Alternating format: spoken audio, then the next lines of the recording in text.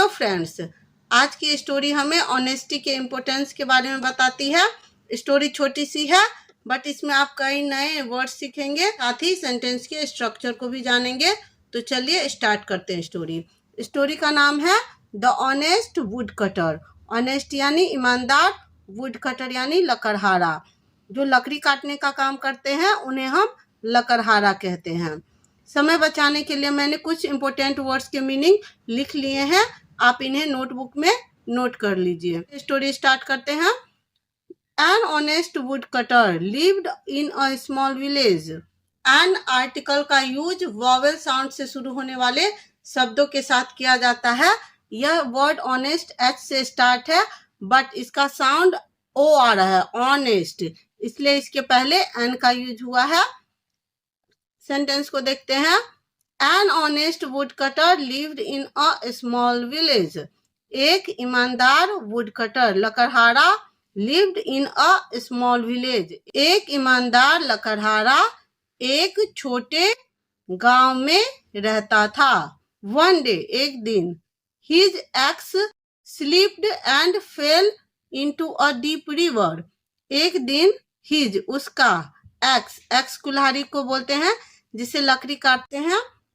His ex उसकी कुल्हाड़ी, slipped फिसल गई और फेल मतलब गिर गई, इनटू में ए डीप रिवर। इनटू यानी में, एक डीप यानी गहरी, रिवर यानी नदी। एक दिन उसकी कुल्हाड़ी फिसलकर एक गहरी नदी में गिर गई। जब मोशन यानी गति के साथ कुछ नीचे गिरती है या कहीं जाती है तो उसके लिए इन की जगह इनटू प्रीपोजिशन का यूज होता है। नदी में गिरी यानी कि गति के साथ गिरी, तो इसलिए यहाँ इनटू प्रीपोजिशन का यूज हुआ है। नेक्स्ट सेंटेंस देखते हैं। The woodcutter became worried. The would cutter लकड़हारा, बिकम का B2 है। बिकेम यानी हो गया, वरीड यानी चिंतित, लकड़हारा चिंतित हो गया। It was his only x. It यह, वाज था, हिज उसका, ओनली एक्स एकमात्र कुल्हाड़ी, उसके पास सिर्फ एक कुल्हाड़ी थी। सडनली यानी अचानक से। सडनली जो है वह एडवर्ब है। Suddenly he saw a huge angel appear before him.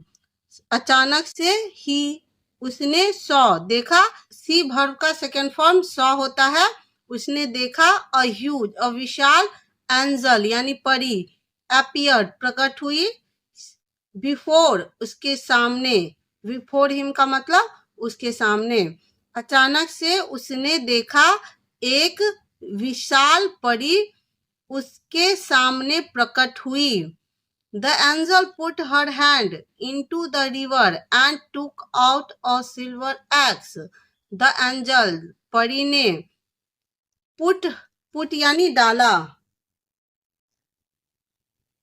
हर उसका, हैंड हाथ, इनटू द रिवर यानी नदी में। इनटू द रिवर का मतलब हुआ नदी में। एंड टुक आउट का मतलब होता है निकालना। जब हम कुछ निकालते हैं तो उसके लिए हम टुक आउट का यूज करते हैं। और सिल्वर एक्स, और सिल्वर यानी एक चांदी की कुल्हाड़ी। इज दिस योर एक्स, क्या यह तुम्हारी कुल्हाड़ी है? सी आस्क्ड, उसने पूछा। जब हम वर्ब को सेंटेंस के स्टार्टिंग में रखते हैं तो वह इंट्रोगेटिव सेंटेंस बन जाता है, यानी कि ये पूछ रही है परी। इज दिस यानी कि क्या यह तुम्हारी कुल्हाड़ी है? सी आस्क्ड, उसने पूछा। इट्स ब्यूटीफुल, यह खूबसूरत है। बट लेकिन, इट्स नॉट माई एक्स, लेकिन यह मेरी कुल्हाड़ी नहीं है। Replied the wood cutter, replied का मतलब होता है जवाब दिया। द वुड कटर ने, लकड़हारे ने। The angel then took out a golden axe, फिर एंजल ने, द एंजल देन, तब, देन का मतलब होता है तब परी ने, टुक आउट यानी बाहर निकाला, अ गोल्डन एक्स एक सोने की कुल्हाड़ी। तब परी ने एक सोने की कुल्हाड़ी बाहर निकाला। This two is not my x said the wood cutter. This यानी कि यह, टू, टू का मतलब होता है भी, यह भी मेरी कुल्हाड़ी नहीं है। क्या बोला वुड कटर ने? यह भी मेरी कुल्हाड़ी नहीं है। सेड द वुड कटर, लकड़हारे ने कहा। फाइनली, अंततः, the angel took out the wood cutters iron x from the water. Finally, अंततः, एंजल ने, परी ने, टुक आउट, बाहर निकाला, द वुड कटर्स, यहाँ एपोस्ट्रोफी एस लगा है। जब हम किसी वर्ड के बाद ऊपर कॉमा लगाकर एस लगाते हैं, इसका मतलब होता है का, के, की। इट मीन्स ये किसी के पोजीशन को दिखाता है। तो ये किसकी कुल्हाड़ी थी? वुड कटर की, लकड़हारे की। तो वुड कटर की आयरन, आयरन, आयरन का मतलब होता है लोहे की, लोहे, आयरन, या इसे आयरन भी बोलते हैं। आयरन एक्स, आयरन की एक्स फ्रॉम द वाटर, यानी कि फ्रॉम का मतलब होता है से, द वाटर यानी पानी से। अंततः परी ने वुड कटर की, लोहे की कुल्हाड़ी पानी से बाहर निकाला। The woodcutter happily said, woodcutter, लकड़हारे ने, हैप्पीली, हैप्पीली का मतलब होता है खुशी से। The woodcutter happily said, लकड़हारे ने खुशी से कहा। थैंक यू, धन्यवाद। This surely is my axe, यह, श्योरली का मतलब होता है निश्चित रूप से, है, इसका मतलब है माई, मेरा, एक्स, कुल्हाड़ी, यह निश्चित रूप से मेरी कुल्हाड़ी है।